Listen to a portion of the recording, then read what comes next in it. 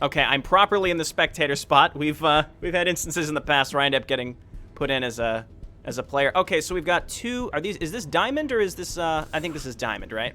We've got 2 diamond level players. That's great. So at the very least, we have 2 skilled players, reasonably skilled players, or I should say equally skilled players, right? Reasonably and equally skilled players. How they're going to fare at HeptaCraft, we shall see. That's exciting. I don't remember any of the hotkeys to spectate, so bear with me. Again, I haven't done this for 3 to 4 months.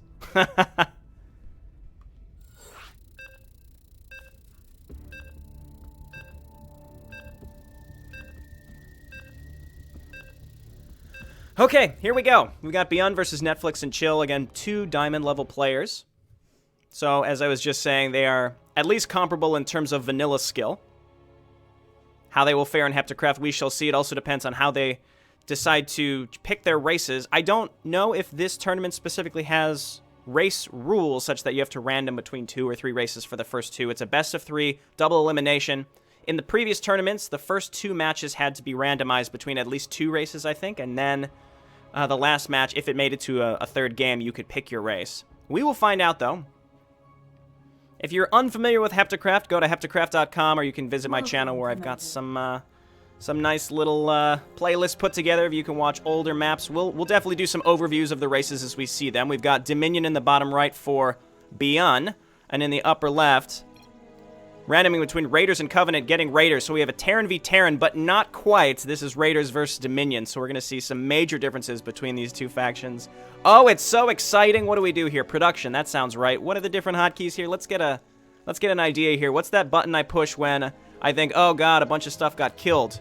That's what we're looking at. Okay, there we go. We'll get used to that as we go. So Dominion versus Raiders, you'd think, well, you know, they kind of look the same, but they really could not be more different. And that's just the glory of HeptaCraft in general. There's 7 sub-factions. I would go so far as to say 7 different races. They all function differently. One major change, you can see all the Raiders buildings are like backwards. Got some SCV harass coming in here. Major SCV harass, Dominion SCV versus Raiders SCV. Pretty sure that they're the same, but look at this. NetFlxNChil pulling off a new SCV. ByuN getting his SCV out there. I don't know how to make this really tense right now. We've got some worker v worker action, okay? But we've all been there where someone comes in and attacks your SCV as they're building. All of us gold, platinum, or lower players out there who just get incredibly irritated by your building worker getting harassed. It's the worst. So we have a mule coming in and you think, oh my god, NetFlxNChil is the worst, sending a mule up here. Again, if you're new to HeptaCraft, you may have no idea, so I'm going to explain it to you. Mules, they don't actually give you extra mining. They're specifically used for repairing, because they're morphs. I don't know what that stands for, but it's probably repair vehicle, something like that. See, the Dominion buildings are also sort of backwards. Seems like they're both backwards. I didn't realize they were both backwards. Interesting. Anyway, so those morphs are used they're really good for early scouting. Let's try to keep an eye on the minimap and not miss anything right here. So both players sort of progressing at a reasonable pace. We've got a Raiders barracks coming up. We've got the Dominion barracks already built. But Marines for both of these players are actually different. The Raiders faction can actually build Raiders versus just normal Marines. And I believe normal Marines, they are a little more durable. I think they start with combat shields automatically, whereas Raiders, you have to upgrade them to get different types of skills, I believe. You have a supply call down, and like I was saying, because morphs aren't really used for mining, there's not really an opportunity cost of dropping down those extra supplies, unless you expect to get hit with something early that's cloaked. And honestly, offhand, I can't think of anything. Can't think of anything right offhand. We have fast stim, not really fast, but we do have stim pack coming out for NetFlxNChil up here for his Raiders. And we have a reactor up here for ByuN. He's going to be pumping out Dominion Marines. That's exciting. Okay, fast command center, though. This is a pretty fast expansion. HeptaCraft, the economy is quite different than Legacy of the Void. As you can see, there are a lot of minerals in your starting base. You can get a lot done on just one base, which is great. Okay, so we're basically just going to wait to see how these players perform so we could talk more about the differences between these factions. You can see the major difference at the beginning is these town halls are separate, whereas Raiders have this orbital command with those morphs, with the extra supply call down, whereas Dominion starts with a planetary fortress, and they cannot get orbital commands. And there's even a little tooltip here. Where is my scanner sweep? You have no scanner sweep. You have to use medics that actually have an optical flare ability that you can use for some area of effect scanning. So medics are actually pretty crucial for that reason. We have 3 Marines moving across the map. This is going to be huge! ByuN building his factory, getting those those siege tanks out, those Crucio siege tanks. The siege tanks are actually quite different between the two factions as well. We may see them, we may not. All right, he's not moving out with the 4 Marines. He's leaving them at the top of his ramp. 5 Marines. He is pumping out those Marines. He does have a nice early defense force. Both players, though, have a nice little early Marine force, so we can take a look here. 50 health on the Raiders, 6 damage. I believe they both do 6 damage, but we've got 55 health here for the Dominion Marines. So in a one-on-one fight, the Dominion Marines will actually win, but we also see that Rainer/the Raiders faction can make field doctors, which do have it's a pretty bad heal, but it is a heal nonetheless, and then you get this shell ability, but you need to have enough energy to use it, which is sort of like a minor defense matrix. Oh, it's the tiny fire bats. I've missed them so much. Oh, look at them. They're tiny. They're like little teddy bears. Okay, we got an early attack here from NetFlxNChil going across the map to try to take out the WCS champion, ByuN. All right, ByuN, though, getting some Cerberus out. Cerberus are basically Hellions. They attack very, very fast. You can see they're very, very good, but very, very fragile. And look at NetFlxNChil not being daunted by the Cerberus at all. Do we have the ability to allow the Cerberus to shoot while moving? Because eventually that is something that they can get. We have U-238 shells coming out from NetFlxNChil, which is basically the Marine range upgrade from StarCraft 1/Brood War.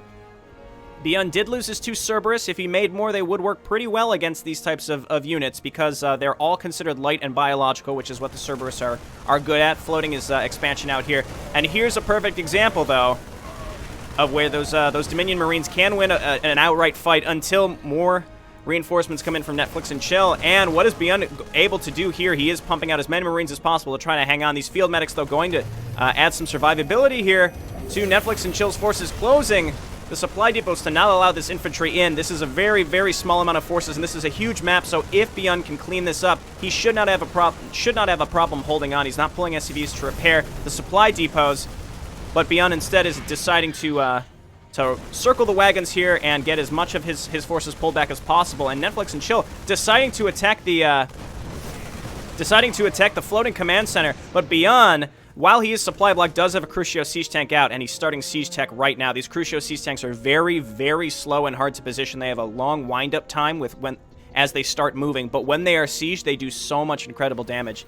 It is just awesome. So NetFlxNChil deciding to back out. A nice little early conflict there, but this map is very, very large. We might be in for a long Raiders versus Dominion map here, and it looks like NetFlxNChil deciding to hang on to mostly barracks units, mostly infantry, but what is he making here? We've got ion thrusters for vultures, so we're going to see probably spider mines eventually for fast vultures. Vultures, a mech composition with Rainer is definitely completely viable. What's nice about HeptaCraft in general is there are 7 factions, and each faction has 2 or 3 awesome tech paths that you can take that are countered and can be countered in multiple different ways.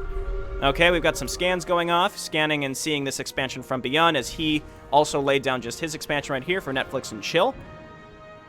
The big counters here, though, is that ByuN has 2 Crucio siege tanks, and his siege tech is going to be done before NetFlxNChil could ever get across the map and do anything at this point. So he's got his siege tech done, which is quite exciting. Structural boosters actually getting researched here from NetFlxNChil, which allows him to float faster, I believe. That's all that is, right? Increases the movement speed of flying structures. Quite an interesting choice. Also getting cloak, though. Raiders, as their namesake, great for swooping in, doing a lot of damage, and getting out, whereas Dominion, really, really, really tenacious at defending.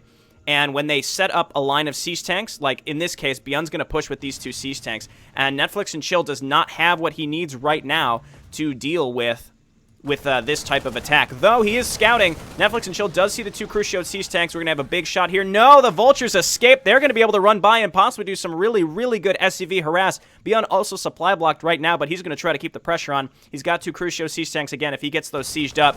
I don't know what NetFlxNChil has at home to hold on.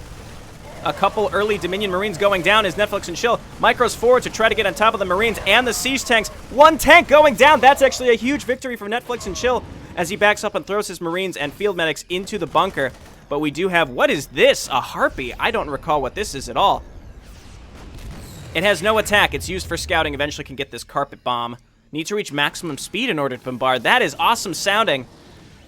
All right, ByuN now trying to inch up with his single Crucio tank. Again, this single tank might be all that he needs, but now we have Arclite siege tanks coming out for NetFlxNChil. We have an awesome Terran v Terran. The Crucio siege tanks in a one-on-one fight certainly can can out-damage these Arclite tanks, but the Arclite tanks are a little bit more mobile.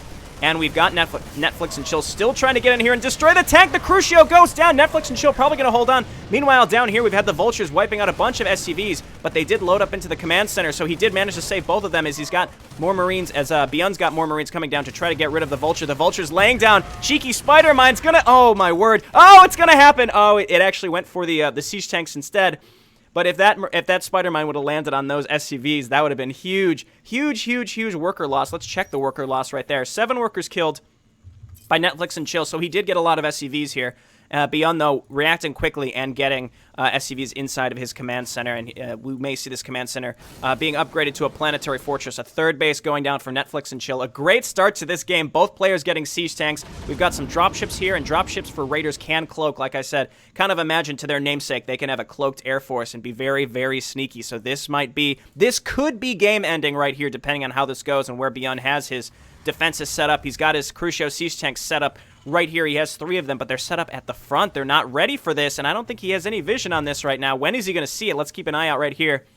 He may have caught a glimpse, and now they're coming in right now. And ByuN moving his workers away immediately. NetFlxNChil not dropping his units, interestingly enough, and allowing NetFlxNChil some time to get over here. I'm curious to see this carpet bombing ability. Let's see if he's able to use it. Again, the maximum speed is really interesting, utilizing acceleration as some sort of tactic. But this Arclite tank is in a great spot. These Crucio siege tanks not sieging up.